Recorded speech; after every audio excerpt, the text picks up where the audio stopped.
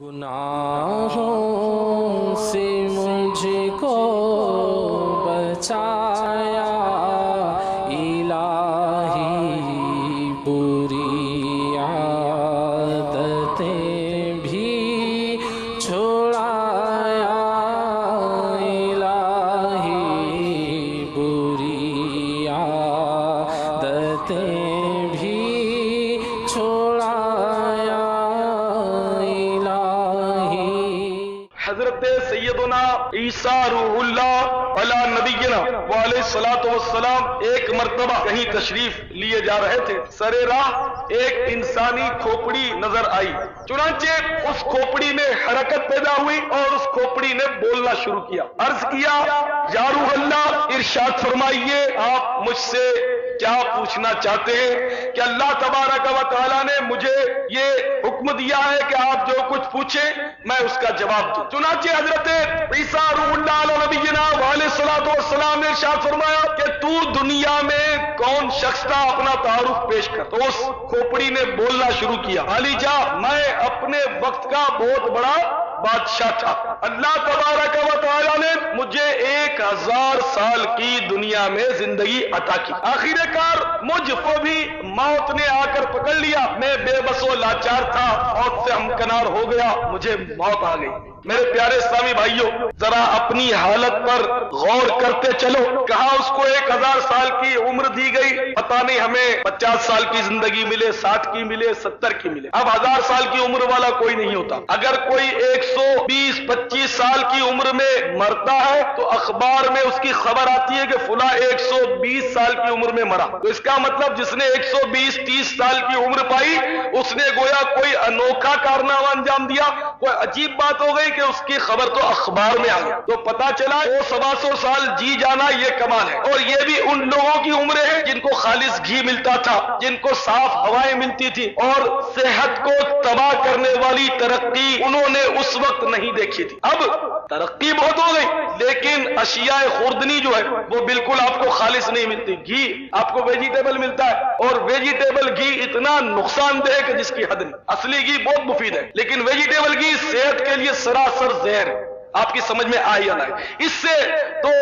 بدر جہاں بہتر تیل ہے، جو تیل ملتے ہیں کھانے کے وہ بہتر ہوتے، گھی بہت نقصان دہ، لیکن ہمیں لذت چاہیے، اور جس چیز میں لذت ہوتی ہے اس میں ہلاکت بھی اتنی ہی ہوتی، جتنی لذیذ چیز زیادہ ہوتی ہے اس میں ہلاکت بھی اتنی ہی زیادہ ہوتی ہے۔ اس کو آپ یوں سمجھے کہ جانور جو ہے وہ چارہ کھاتے ہیں، گائے بھینس بکری یہ چارہ کھاتی ہے، اور یہ چارہ کھانے کے بعد ہضم کر کے جب ڈالتی ہے تو وہ جو کچھ خارج کرتی ہے اس سے انسان اتنا نہیں گھبراتا، اتنی اس کو نفرت نہیں ہوتی جتنا انسان مرغن کھانے کھاتا ہے، بہترین غذائیں کھاتا ہے، لیکن جب وہ خارج کرتا ہے تو اس کو انسان دیکھنا بھی پسند نہیں کرتا۔ تو پتا چلا کہ بظاہر دنیا میں جو نعمت جتنی مطلب ہے کہ اعلیٰ ہے اس کا انجام اتنا ہی برا۔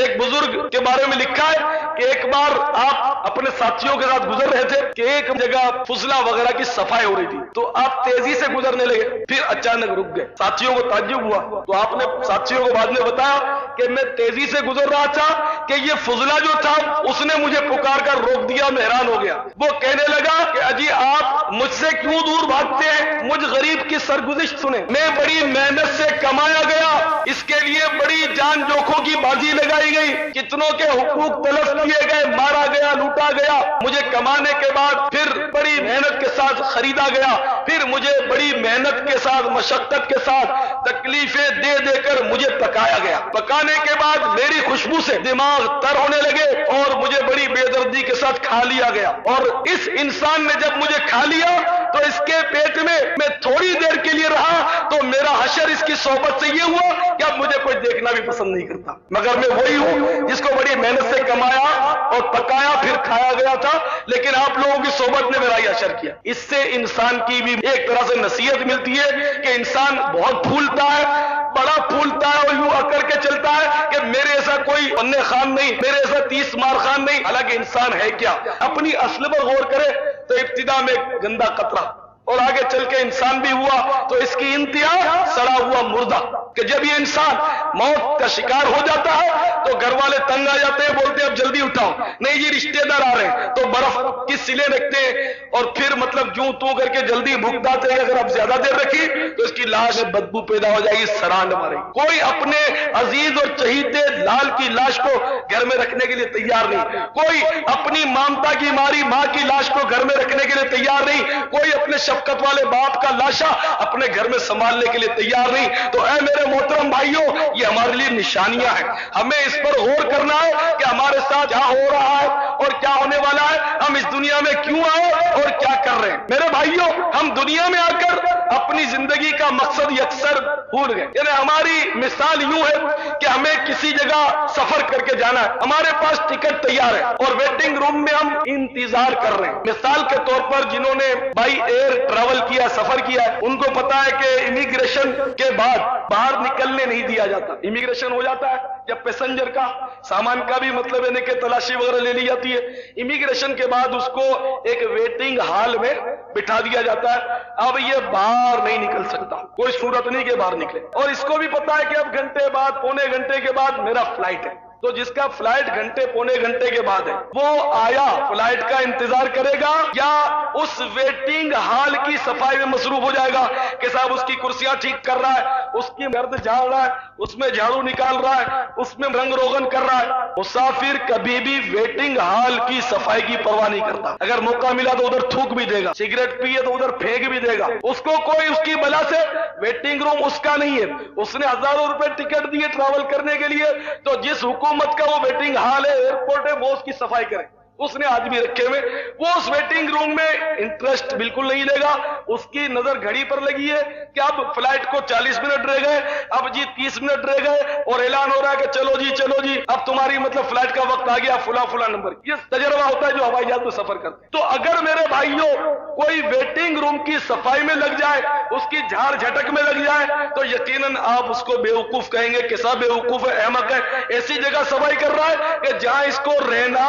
نہیں ہے، یہاں سے چلا جائے۔ تو یہی مثال یقیناً اس بے وفا دنیا کی ہے کہ یہ مثل ویٹنگ روم ہے، انتظار گاہ ہے، اور اس کی صفائی اور اس کی رنگینیوں میں گم ہونے والا ایسا ہی نادان ہے جیسا ویٹنگ روم کی رنگینیوں میں کھو جانے والا نادان ہے۔ اس طرح ویٹنگ روم میں نہیں رہنا تھا، اس دنیا میں بھی رہنا نہیں، اس کی گاڑی تیار ہے۔ گاڑی کیسے تیار ہے میں آپ کو بتاؤں۔ جب بندے کا نطفہ ماں کے رحم میں قرار پاتا ہے، فرشتہ اللہ کی بارگاہ میں سوال کرتا ہے کہ یا اللہ اس کو پیدا کرنا ہے نہیں کرنا ہے، اس کی کیا کیا تقدیر ہے، کتنا زندہ رہے گا، کتنا رزق کھائے گا، یہ سب معلومات کرتا ہے۔ اللہ تعالیٰ اس کو جب بتا دیتا ہے تو اللہ کے حکم سے فرشتہ اس جگہ جائے گا جہاں اس بندے کی عمر گزارنے کے بعد قبر بننے والی ہے، اس قبر کی مٹی اٹھا کر لائے گا اور ماں کے رحم میں اس کا پتلا بناتا ہے، اور پھر یہ بچہ آتا ہے، خوشیاں بھی منائی جاتی ہے، پھر دندن آتا ہے، کبھی ہیروئن پیتا ہے، کبھی شراب پیتا ہے، کبھی گولیاں برساتا ہے، کبھی کسی کی دکان جلاتا ہے، کبھی کسی کو چھرا گھونپ دیتا ہے، جو اس کی مرضی آتی ہے وہ کرتا ہے،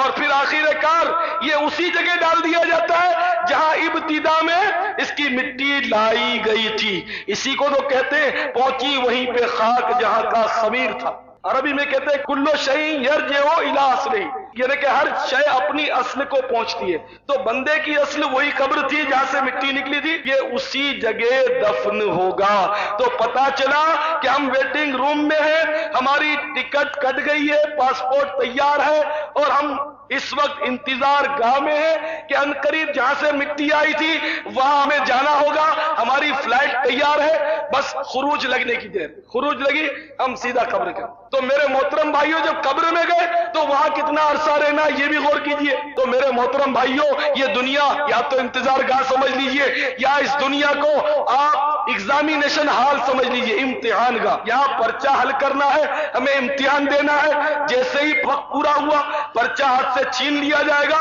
और कब्र में पहुंचा दिया जाएगा, और फिर कब्र होगी, हम होंगे, ना हमारी माँ काम आएगी, ना हमारा बाप काम आएगा, ना अजीज दोस्त यार काम आएगा। हमारी कब्र में ना बत्ती जलाई जाएगी, ना पंखा जलाया जाएगा, ना कोई एयर कंडीशनर होगा, ना मखमली फर्श बिछाया जाएगा। ऐ मेरे मोहतरम भाइयों, अगर आमाल अच्छे हुए, अल्लाह की रहमत हुई तो जन्नत कब्र का बाग होगी, और अगर आमाल बिगड़े, अगर नमाजें हमने बर्बाद की, अगर शराबें पी, जुआ खेला, अगर हमने लोगों के दिल दुखाए,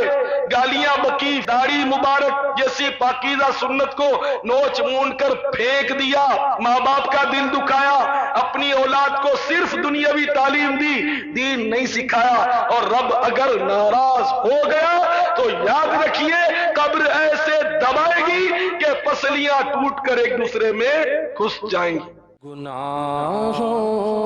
से मुझको बचाया